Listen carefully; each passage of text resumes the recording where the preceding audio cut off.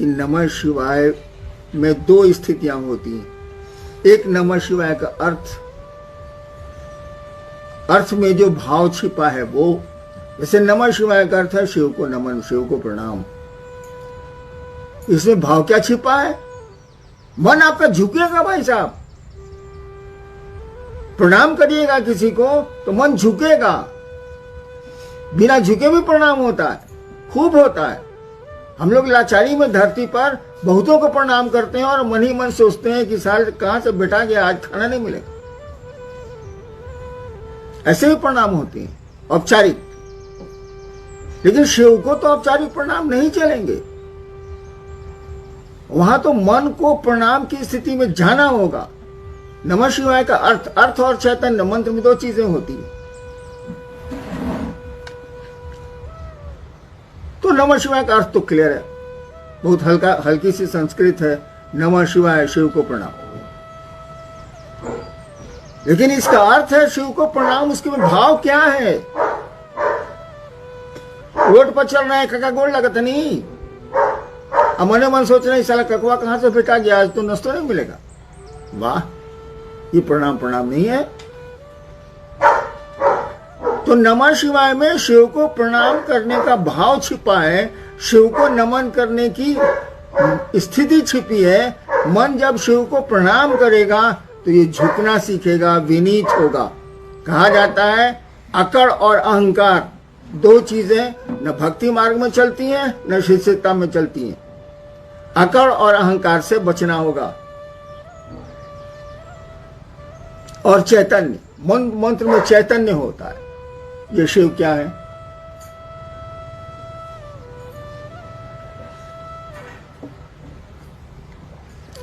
जब ये समझ में आएगा कि ये शिव क्या है, ये गुरु की दया से ही होता है। मंत्र का देवता ही, गुरु ही समझाता है और मंत्र में चैतन्य डालता है। उसमें जो ज्ञान है उस मंत्र में उसको डालता है शिष्य में। जब मंत्र में अर्थ और ज्ञान दोनों आएगा, क्या आप बात करते हैं, एक मन है नमः शिवाय आपको शिव बना देगा। करिए तो सही, करोड़ों काहेला कर रहे हैं।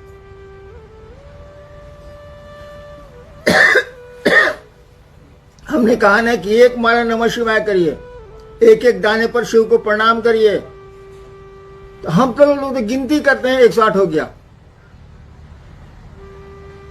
माला में तो 108 दाने दिए ही हुए हैं, उसको गिनती क्या करनी। और सांसों पर करिएगा तो सांसों की माला पे तो गिनती का सवाल ही नहीं। और आपकी सांसें भी फिक्स्ड है, हर एक आदमी को तय है कि कितनी सांसें लेगा ये धरती पर। तो नमः शिवाय में अर्थ और चैतन्य, अर्थ तो आप समझ सकते हैं, लेकिन चैतन्य के लिए गुरु की दया जरूरी है, उस मंत्र के देवता की दया जरूरी है। वो जब मिलेगी तो एक बार का नमः शिवाय आपको शिव के रास्ते में उठा के रख देगा। एक बार का नमः शिवाय कहा ही जाता है कि एक बार आपने शिव को प्रणाम कर लिया, निश्चल प्रणाम कर लिया, फिर प्रणाम की जरूरत नहीं है।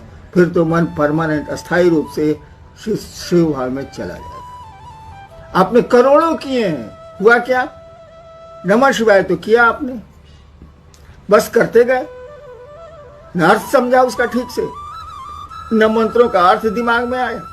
कर रहे हैं तो कर रहे हैं, अर्थ जानते हुए भी आप माला पर आपका ध्यान है।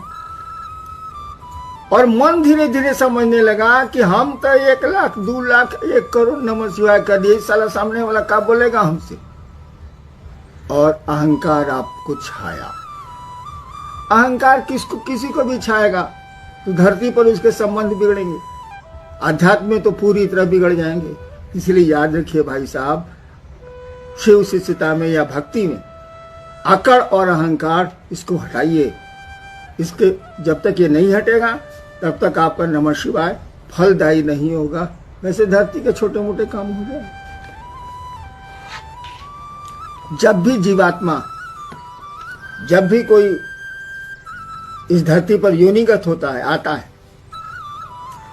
वो पेड़ हो, जीव हो, इंसान हो, देवता हो, भगवान हो, जब भी वो योनिगत होगा, पैदा होगा इस धरती पर, तब तो धरती के नियम लगेंगे, उसे सुख भी मिलेगा, उसे दुख भी मिलेगा, और आनंद तो मिलता है मात्र शिव की ओर चलने से, उस ईश्वर की ओर चलने से। जब दुख मिलेगा तो याद रखिए सुख भी मिलेगा, जब सुख मिलेगा तो याद रखिए दुख भी मिलेगा। लेकिन जब आनंद मिलेगा तो उसका उल्टा होता ही नहीं है। इसीलिए ईश्वर को कहा जाता है सच्चिदानंद, शिव को कहा जाता है वो ईश्वर है, महेश्वर है, आनंद वही है, उन्हीं के रास्ते में है, उन्हीं की दया पर है। तो आओ चलें शिव की ओर, किसी ने कहा।